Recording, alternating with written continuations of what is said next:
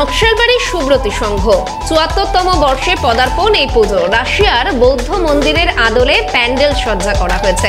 কাঠের ভুসি এবং থার্মোকল দিয়ে তৈরি হয়েছে প্যান্ডেল। ডাকের সাজের প্রতিমা বিশেষ আকর্ষণ।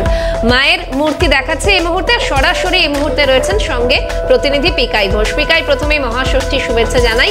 এবং ডাকের সাজের প্রতিমা আমরা ইতিমধ্যেই দর্শকদের তো দেখালামই, আমাদের সিএনএন দর্শকদের। তুমি একটু মণ্ডপের ছবিটা দেখাও, পাশাপাশি দর্শনার্থীদের ঢল কেমন নজরে আসছে এখন?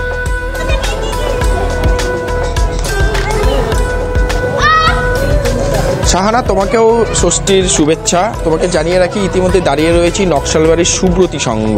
এখানে কিন্তু যে প্যান্ডেল তৈরি করা হয়েছে, রাশিয়ার বৌদ্ধ মন্দিরকে কেন্দ্র করেই কিন্তু মায়ের যে প্যান্ডেল, সেই প্যান্ডেল তৈরি করা হয়েছে। আমি একটু দেখানোর জন্য বলবো, তুমি যেই ছবিটা ইতিমধ্যেই দেখতে পাচ্ছ, সেই বৌদ্ধ মন্দির, রাশিয়ার যে বৌদ্ধ মন্দির, ঠিক সেই মন্দিরকেই কিন্তু তৈরি করার চেষ্টা করেছে উদ্যোক্তারা। তবে এই মন্দির তৈরি করার জন্য রীতিমতো কাঠের ভুসি এবং থার্মোকলকে কিন্তু ব্যবহার করা হয়েছে। সাধারণ মানুষ এবং দর্শনার্থী যারা রয়েছে, তারা কিন্তু এখানে মায়ের যে মূর্তি, ডাকের সাজের মূর্তি, সেই মূর্তি দেখার জন্যই কিন্তু ইতিমধ্যে তারা কিন্তু এখানে ভিড় করেছে। এখানে বেশ কয়েকজন রয়েছে, তারা কিন্তু দেখতেই পাচ্ছ, তারা কিন্তু সেলফি তুলছে এবং তাদের সঙ্গেও কিন্তু কথা বলবো। এখানে আগে সবার প্রথমে এই উদ্যোক্তা যিনি রয়েছেন তাদের সঙ্গে কথা বলবো, কি বলছেন, তারপরেই কিন্তু কি বলবেন দিদি, এই এত সুন্দর একটা প্যান্ডেল কি বলবেন? নমস্কার, প্রথমেই সকলকে শুভ শারদীয়ার প্রীতি ও শুভেচ্ছা। এই মণ্ডপটি রাশিয়ার একটি বৌদ্ধ মন্দিরের আদলে তৈরি করা হয়েছে এবং এটি আমাদের ক্লাবের এইটা 74th পুজো হচ্ছে এই বছর।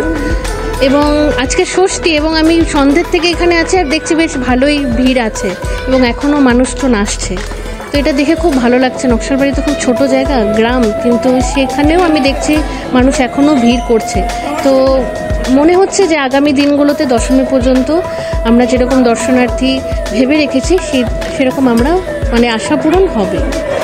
দর্শনার্থীরা এখানে রয়েছে, তাদের সঙ্গেও কিন্তু কথা বলবো। তারা কিন্তু সেলফি তুলতে ব্যস্ত রয়েছে, কি বলবেন তারা? এবং তুমি দেখতেই পাচ্ছ সেলফি তুলছে। এবং এই একজন রয়েছে, কেমন লাগছে? কোথা থেকে এসেছো? আমার বাড়ি এখানেই। কেমন লাগছে? কোথায় কোথায় ঘুরতে গিয়েছো? আমি বাড়ি থেকে জাস্ট এখানে এসেছি।